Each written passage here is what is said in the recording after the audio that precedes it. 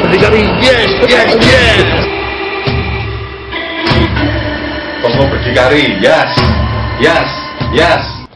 Halo pemirsa RBTV Asli Jogja, selamat berjumpa kembali dengan saya, Argo Pratomo Nugroho.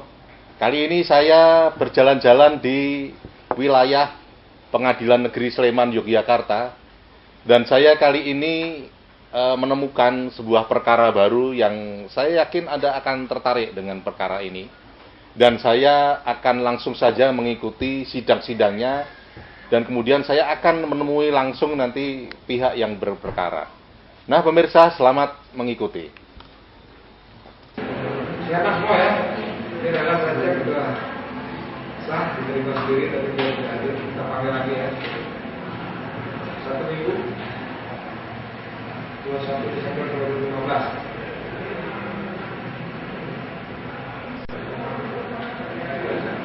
Itu ya.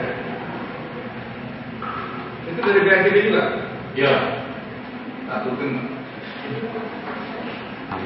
Jadi dulu pernah juga kameranya besar. Tapi nggak apa-apa. Iya, pakai ya. Iya, tahu itu kecauan. Iya.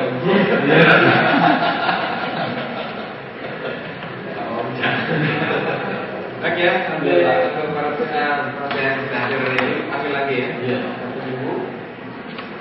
1 Desember 2015. Tapi setelah itu mungkin agak mundur lagi. Karena persiapan bukti. Iya, tahun depan. Tidak setahun lagi. Baik ya, untuk PH yang hadir, kuasa penggugat tidak sekali lagi ya. Nanti panggilan pengadilan dan penghuni kita diperintahkan untuk memanggil penggugat 1 dan 2 ya. Dan saya dan Nah pemirsa, ini baru saja kita ikuti sidang yang tadi memang cukup singkat karena ini masih sidang awal dan sidang yang pertama kali yang ada di Pengadilan Negeri Sleman yang menyangkut kasus ini. Dan saya bertemu langsung dengan penggugat dari perkara ini, karena perkara ini memang perkara perdata, yaitu Pak Oncan Purba sebagai seorang advokat yang mendampingi kliennya. Nah, selamat berjumpa Pak Oncan. Ya, selamat berjumpa. Selamat berjumpa Ibu. Selamat berjumpa Bapak.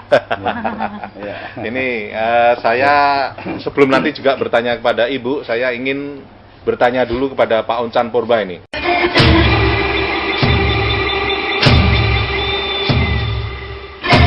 Kongko berdikari, yes, yes, yes. Kongko berdikari, yes, yes, yes. Sebetulnya perkara ini awal-awalnya atau kok bisa sampai ke pengadilan, sebetulnya Ya. ceritanya bagaimana Pak Oncan? Jadi begini, ini perkara sebenarnya perkara jual beli tanah. Jual Yang beli tanah ya? sederhana, yang sudah dilakukan. Ya, Sangat sederhana. ya, Tapi mengapa ini harus kita menjadikan satu pemikiran serius terhadap ini? Di dalam dunia praktek, ya, ini sering sekali terjadi hal-hal yang demikian. Ya.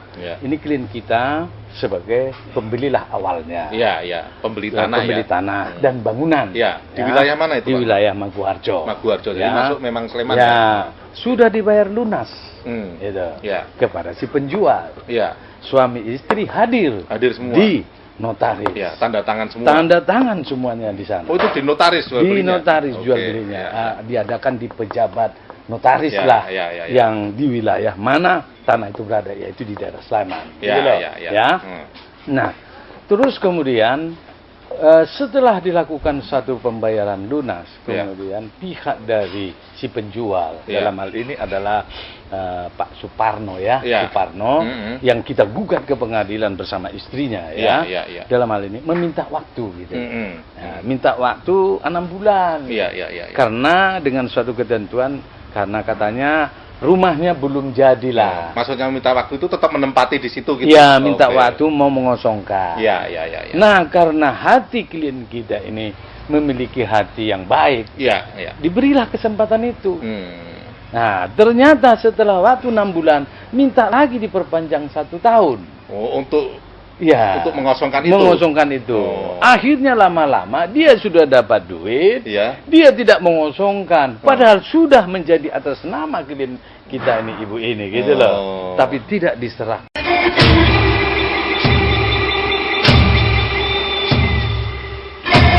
Kamu berdikari, yes, yes, yes. Tunggu berdikari, yes, yes, yes. Nah, ini langkah selanjutnya apa ini Pak Oncan nanti ketika lalu ada persoalan-persoalan seperti ini dan nampaknya sudah menggelinding sampai ke pengadilan ini, karena kan sudah formal hukum sudah jalan ya. Ya. Ini gimana ini Pak Oncan? Ya, yang penting bahwa kita sudah mengawali langkah ini karena sangat terpaksa kita harus mengajukan supaya dia menyerahkan tanah dan bangunan itu secara kosong dan memberikan ganti kerugian terhadap penguasaan tersebut Ya, kepada klien kita. ya, ya. Itu langkah awal. Ya. Langkah yang selanjutnya kita memperhatikan posisi ini. Bagaimana sebenarnya perkembangannya? Ya, Adakah suatu keterlibatan yang lain dalam posisi ini? Ya. Akan kita pikirkan langkah selanjutnya. Kalau ada, kita akan melakukan semua upaya itu dengan langkah hukum. ya, Supaya tegas kita lakukan, supaya tercapai kebenaran itu dengan baik. Ya. Sesuai dengan harapan masyarakat, khususnya ibu ini. Ya. Sebagai orang yang saya anggap terjolimi ya, dari persoalan yang sudah dilakukan prosedur, tapi hak dia tidak diserahkan Ya. dengan baik. Ya. Ini aneh. Artinya Pak Oncan akan maju terus sesuai Maju dengan terus. jalur hukum yang Maju terus, berlaku tidak ya. akan pernah ada halangan Oh. untuk kebaikan dan kebenaran. Kalau misalnya nanti ada intimidasi gimana Pak Oncan? Intimidasi apa? Misalnya, saya kan bilang Mau apa dia mau gitu. intimidasi? Intimidasi saya yang mengintimidasi. Oh gitu ya. Oh iya, kita harus lihat dong. Oh, iya. Orang kan nggak boleh Oh, iya. sembarangan. Saya pun bicara ini tidak Iya. boleh sembarangan. Karena ya, saya Anda. mau meliput itu kan ditanya juga itu. Oh ya, tadi. ditanya Ya, juga. Tanya saya. Siapa yang nanya di situ? Nah, saya kalau ngakunya sih dia keamanan itu. Keamanan mana? Nggak tahu saya. Dia berarti- tanya, mau meliput siapa? Oh. Apa urusan Anda? Saya bilang gitu. Oh. Saya bilang gitu loh. Iya, iya, Akhirnya iya. dia mundur sendiri mundur juga. sendiri. Gitu. Nah, Iya. berarti kalau begitu situ aja sudah diamati ya kalau begitu repot juga. Makanya kan nih, saya kalau ingin Iyalah. apa namanya kejelasan ini, apakah akan Iyalah. maju terus atau Oh, maju atau terus. tidak gitu loh. Maju Kalau saya terus. kan akan meliput Maju terus sama Pak Oncan maju gitu loh, terus gitu. sampai Sampai memang ini selesai perkara selesainya itu. perkara ini ya toh. Berarti sama dong kita. Iya, itulah itu hukum kan begitu. Gitu ya. Cuman kan yang kita kecewakan kenapa urusan ini harus ke pengadilan? Oh gitu ya. Karena ini sangat terpaksa sama kita, tidak ada jalan lain. Hmm. Harapan saya semua itu sebenarnya kalau bisa diselesaikan dengan baik secara musyawarah mufakat. Tapi ini adalah karena terpaksa saja kita. Oh gitu ya. Ya, kalau tidak ya mau kemana lagi kita? Oke. Itu loh Ya. persoalannya gitu. Sebelum nanti saya ke Pak Oncan lagi, ini Iya. terakhir saya bertanya kepada Ibu nih. Harapan Ibu seperti apa, Bu? Artinya ketika Ibu sudah melalui Pak Oncan ingin menyelesaikan perkara ini, dan nanti saya akan juga bertanya pada Oncan soal harapan Pak Oncan. Tapi saya ingin bertanya dulu pada Ibu ini soal harapan Ibu itu. Begini Bapak, harapan saya, Hmm. hak saya secara sah hukum Ya. dan notaris Ya. itu sudah sah milik saya. Hmm. Dan saya selama ini menderita. Hmm. Saya rumah kontrak. Hmm. Saya berbaik hati meminjamkan karena dulu saya juga orang miskin. Ya. Jadi merasakan betapa tidak punya rumah, ya membantu sesama itu baik. Ya. Tapi ternyata setelah saya beri waktu 2 kali, 6 bulan, 1 tahun, ini sudah kontrak rumah saya sudah habis. Lah saya beli rumah kok tidak bisa menempati. Ya. Harapan saya kepada Bapak Suparno, tolong Bapak menyadari bahwa rumah dan tanah itu sudah hak saya wajib menempati dan meminta kembali karena sudah hak saya. Kalau Bapak mempunyai hati nurani kepada saya sudah baik dengan Bapak. Maka saya mohon kepada Bapak Suparno, datanglah dan selesaikan. Kami tidak akan mundur. Tetap kami serahkan kepada pengacara saya. Saya tidak bisa berbuat apapun karena kami orang awam tidak tahu hukum. Saya hanya percaya kepada pengacara saya. Begitu Bapak. Oke.